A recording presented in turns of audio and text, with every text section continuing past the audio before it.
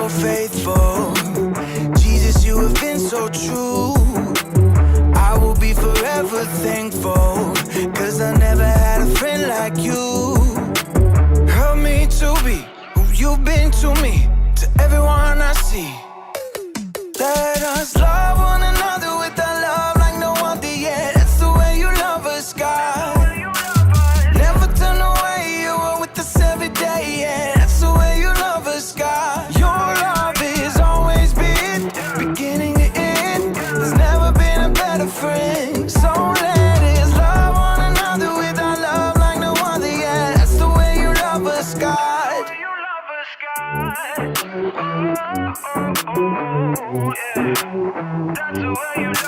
You with me in the darkest valley. You with me on the mountaintop. I'm thankful that you never leave me, and that your love will never stop. Help me to be who you've been to me, to everyone I see. Let us love one another with that love like no other yet. That's the way you love us, God. Never turn away, you are with us every day, yeah. That's the way you love us, God. Your love has always been beginning to end. There's never been a better friend. So let us love one another with our love like no other yet. That's the way you love us, God. I wanna thank you for being a friend who's always by my side. I wanna thank you for the way you love me all my life. I wanna thank you for being a friend who's always by my side. I wanna thank you for the way you love me all my life. Love one another with that love like no other yet. That's the way you love us, God. Never turn away, you are with us every day, yeah. That's the way you love us, God. Your love has always been beginning to end. There's never been a better friend. So let us love one another with our love like no other yet. That's the way you love us, God.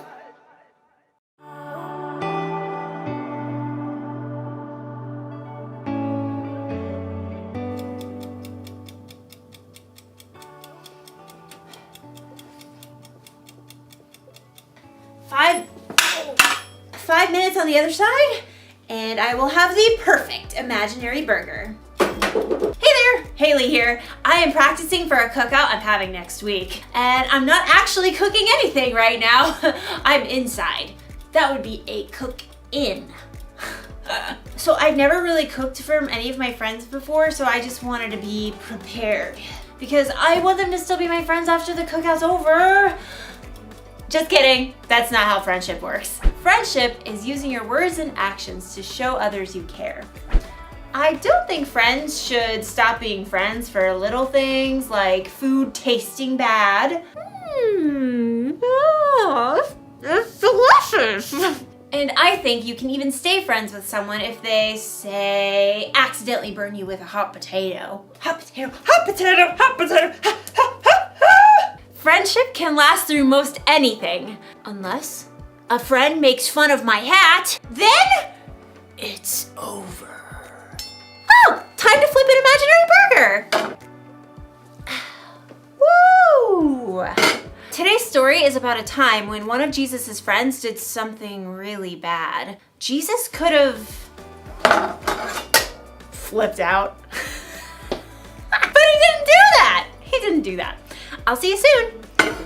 Oh, let's see. Can't turn the camera off with the mids. Sorry. The Bible. It's 66 books of history, stories, letters, and poetry that fit together to form God's one big story. The epic adventure of how He created us and loves us so much that He made a way to rescue us. As we travel through the Bible, from Genesis to Revelation, we discover people who met God and found their lives changed forever. And now for an amazing story, inspired by the book of John, chapter 21, verses 1 through through 19. Peter hauled in the knotted net yet again as the first light of dawn gleamed in the eastern sky. Empty. Not a single fish all night. Thomas shook his head. I doubt we'll catch a thing before it's time to take the boat in. John studied Peter thoughtfully. Peter, you didn't really want to catch fish anyway, did you? You just wanted to get out in the boat and do something normal. Peter shrugged, but he knew John was right. Over the past few weeks and months, everything in his life had turned upside down. First, Peter had shown the courage to speak the truth about his friend Jesus. You are the Christ. You are the Son of the living God. Many people wanted to make Jesus king, even though the religious leaders hated him. The day before Jesus was killed, Peter had promised Jesus that he would follow him anywhere, and even give up his life for Jesus. But that very evening, Jesus was arrested. Peter was so scared he told 3 different people he wasn't Jesus' friend. I don't know that man. Peter felt sick about what he'd done, especially when Jesus was nailed to the cross and died. But then he returned to life. He appeared to his friends. It was amazing, incredible. Everyone was excited beyond belief. Except Peter must have wondered. Is Jesus mad at me? Am I still his friend? Does he still love me? Now Peter found himself in the boat, trying to figure it all out. His fingers tightened on the wet rope as he prepared to cast the net one more time. As he glanced over on the shoreline, he saw a figure standing there. Friends, don't you have any fish? Nope, not one. Throw your net on the right side of the boat. There you will find some fish. The 7 disciples in the boat exchanged glances as Thomas laughed. I seriously doubt it. You guys have anything better to do? Let's give it a try. Together, the men heaved the heavy wet net back into the sea on the other side. Hey, I think we've got something. Bring it on in. There's 1 fish. 2 fish, A red fish. Ugh. a blue fish, and another one, and another 10. Whoa! Need some help here. The net was so full of fish, they couldn't haul it into the boat. They began towing it to shore. John gaped at the man still standing on the beach. It's the Lord. Excitement raced through Peter's veins. He was about to see Jesus again. But just as quickly, guilt gnawed at his stomach. Facing Jesus meant he had to face how he denied knowing Jesus. But it's Jesus. I've got to see him no matter what. Grabbing his coat, Peter jumped out of the boat and into the water. He half ran and half waded to the beach when he discovered that Jesus started a small bonfire. Fish and bread were already toasting over the flames. He's God's son and he's making breakfast for us. Jesus smiled at Peter. Bring some of the fish you have just caught. Yes, Lord. Peter ran back to the lapping water to help his friends haul their fish to shore.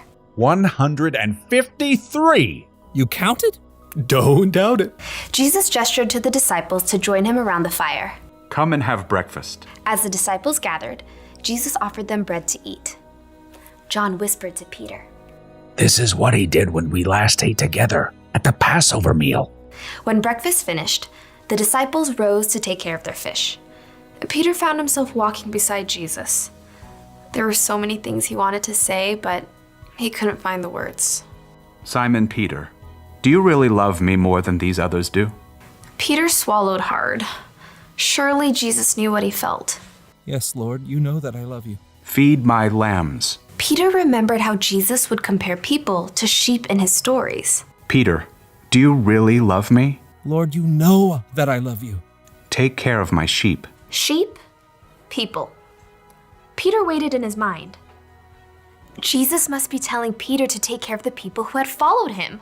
Peter, do you love me? Lord, you know all things. You know that I love you.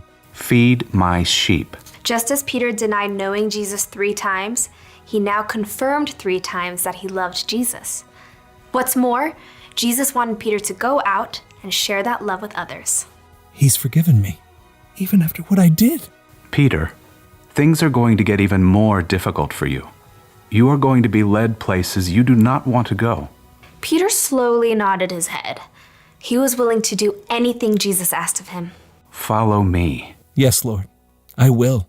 Because Jesus had forgiven him, Peter was now free to share the love of God with those around him, without carrying around a heavy load of guilt.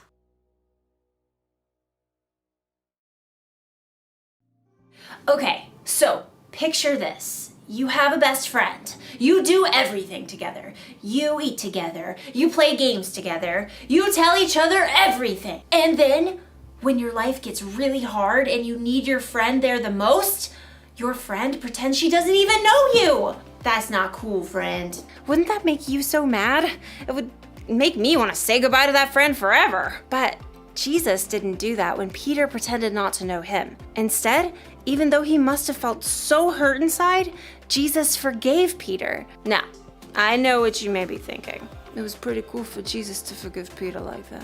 It was. But guess what? Jesus forgives you and me like that too. Anytime we mess up, we break a rule, or we do something we know is wrong, Jesus forgives us. That's because he loves us so much, and because our relationship is more important to him than our mess ups. That's why the one thing to remember today is this. Friends, forgive one another. Jesus forgives us, so we should forgive others. Our friendships should be more important than our mess ups. I'm not saying it's easy to forgive. It's not. You're going to need God's help, but get this. When you choose to forgive, it can help you feel better inside. It can help your friend feel better inside, and it'll make your cookouts way more enjoyable. Speaking of, this imaginary corn is almost done roasting. Oh, look at that. Oh, what? Oh, this is gonna taste so good when they're real. Goodbye, everybody. Oh, again with the mitts.